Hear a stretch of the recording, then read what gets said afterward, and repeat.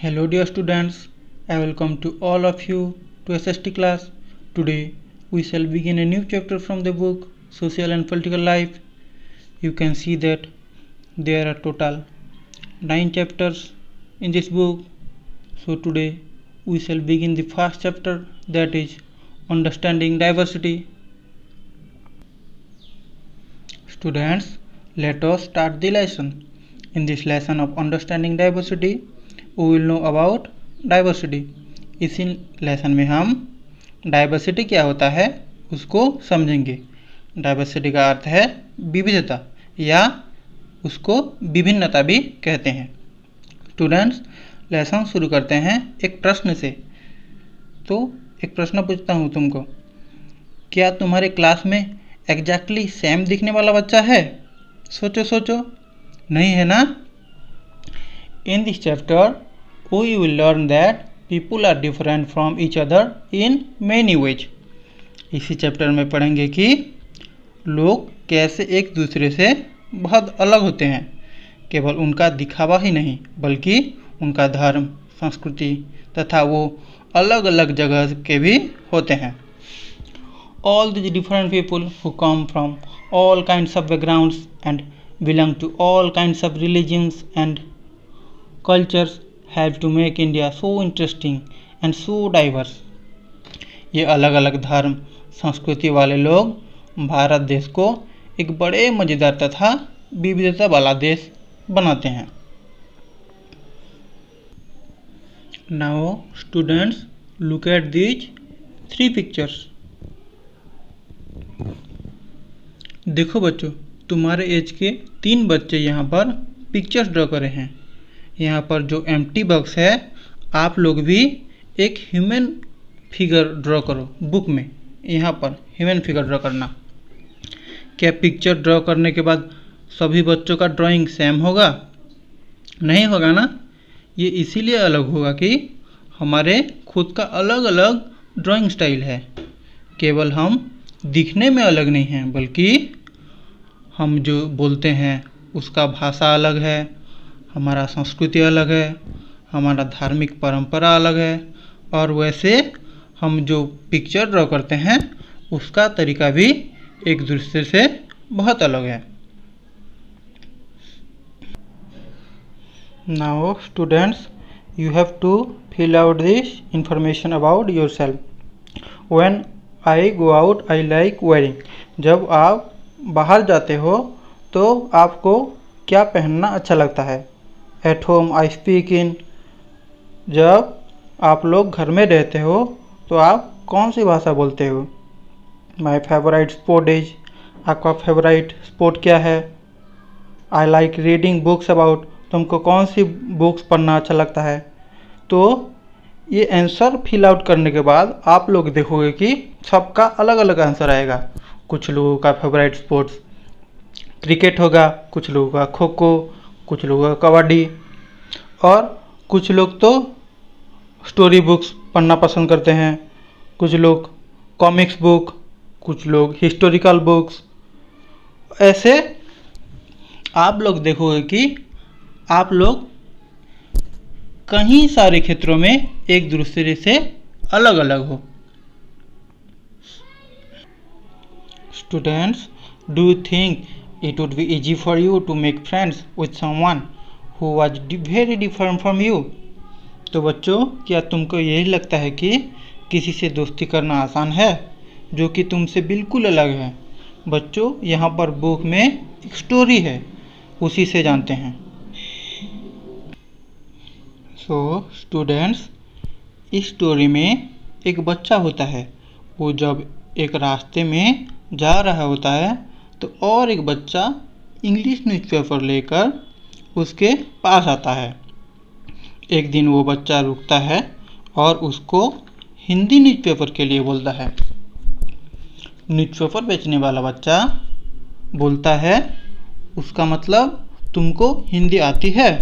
वो बच्चा हाँ आता है बोलता है और कहता है, तुम क्या सोचे थे? न्यूज़पेपर बेचने वाला बच्चा बोलता है, तुम तो बड़े अंग्रेज जैसे लगते हो और तुमको फिर भी हिंदी आता है. वो बच्चा कहता है हाँ, मुझको हिंदी कहना, पढ़ना, लिखना सब कुछ आता है और स्कूल में हिंदी मेरा एक सब्जेक्ट भी था। न्यूज़पेपर बेचने वाला बच्चा पूछता है ये सब्जेक्ट क्या है। वो बच्चा इसको कैसे सब्जेक्ट के बारे में समझाऊं, ये तो कभी स्कूल भी नहीं गया बोलता है। फिर भी जैसे सब्जेक्ट के बारे में उसको कहने लगता है तो ट्रैफिक लाइट्स चेंज होने के बाद उसको वहाँ से जाना पड़ता है। तो उसके अगले दिन वो फिर मिलते हैं। उसके अगले दिन न्यूज़पेपर बेचने वाला बच्चा फिर एक हिंदी पेपर लेकर उसके पास आता है। बोलता है भैया, आपका अखबार, अब बताइए ये सब्जेक्ट क्या चीज़ है। वो बच्चा कहता है ये एक पढ़ने का चीज़ है और पूछता है तुम कभी स्कूल गए हो। वो बच्चा बोला वो कभी स्कूल नहीं गया, पहले तो वो अपने माँ के साथ यहाँ आता था, लेकिन वो अब अकेला ही पेपर बेच रहा है उस रास्ते पर। तो बच्चा पूछता है तुम्हारा माँ कहाँ पर है। उसके बाद ट्रैफिक लाइट चेंज होता है और वो बच्चा चलने लगता है, लेकिन फिर भी पीछे से न्यूज़पेपर बेचने वाला बच्चा कहता है कि उसके माँ मेरठ पर रहते हैं। मेरठ एक सिटी है उत्तर प्रदेश का। तो उसके बाद अगले दिन पेपर बेचने वाला बच्चा कहता है कि उसके नाम समीर है और वो शर्मा के पूछता है तुम्हारा नाम क्या है।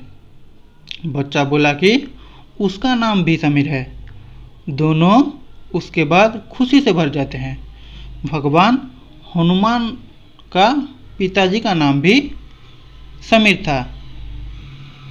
वो बच्चा वही बोलता है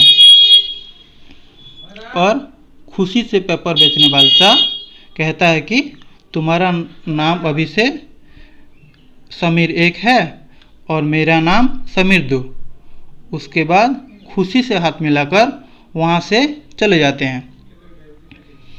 तो उसके और अगले दिन वो दोनों जब मिले तो उसका फेस में स्माइल नहीं था और कहा कि मेरठ में परिस्थिति ठीक नहीं है, सांप्रदायिक दंगा की वजह से वहाँ पर बहुत लोगों की जान जा रहा है। वो बच्चा बोला कि वो एक मुस्लिम है और उसका सभी रिलेटिव्स मेरठ में हैं। ये कहकर उसके आँख आंसू से पूरा भर जाता है।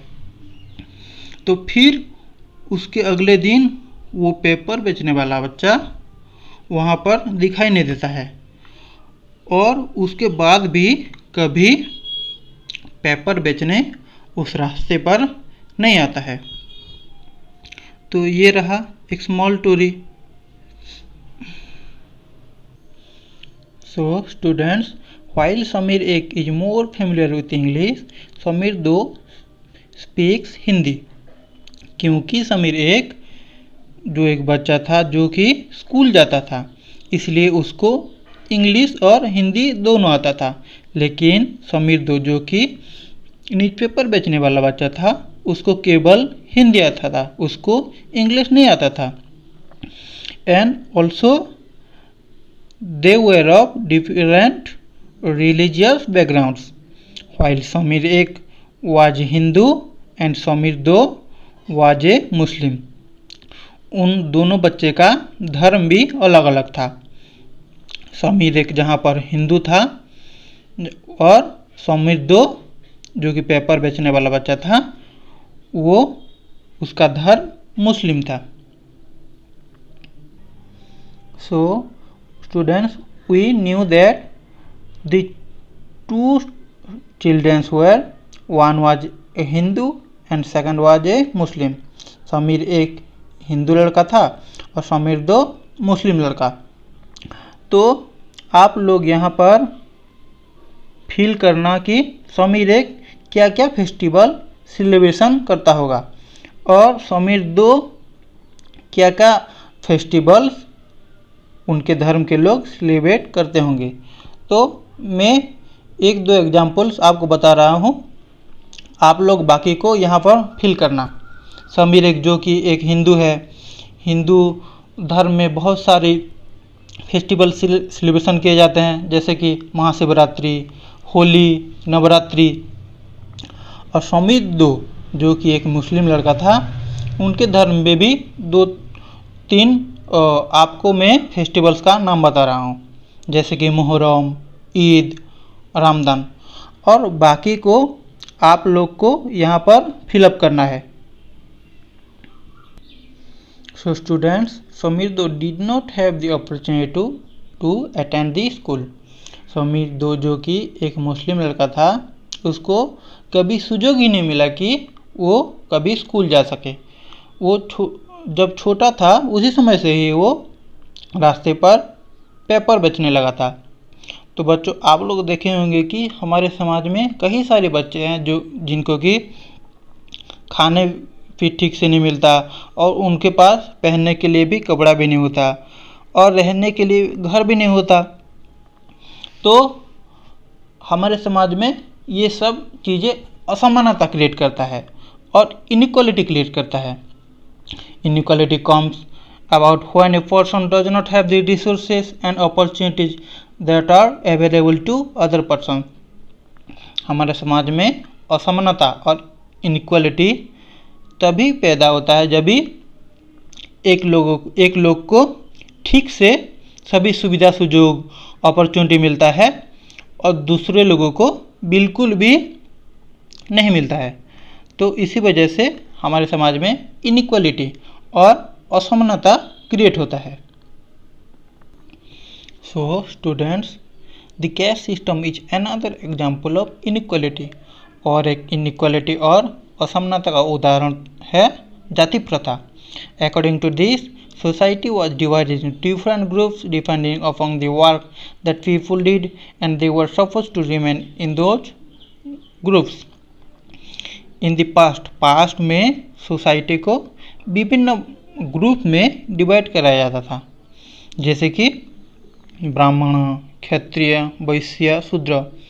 जैसे कि ब्राह्मण लोग का काम था पूजा करना, क्षत्रिय का काम युद्ध कर जाना, वैश्य का काम विभिन्न काम काज करना और सेवा करना, और सबसे छोटे जाति थे शूद्र, जो कि ऊपर के 3 ग्रुप के लोगों को सेवा करते थे। तो ऐसे पास्ट में हमारा सोसाइटी में असमानता देखने को मिलता था। So students, you will read more about this and other inequalities in the following chapters. अब हम जैसे जैसे आगे इस बुक्स में पढ़ते जाएंगे और भी हमें इन इनइक्वालिटीज और असमानता के बारे में पढ़ते जाएंगे। So students, this was all about inequality.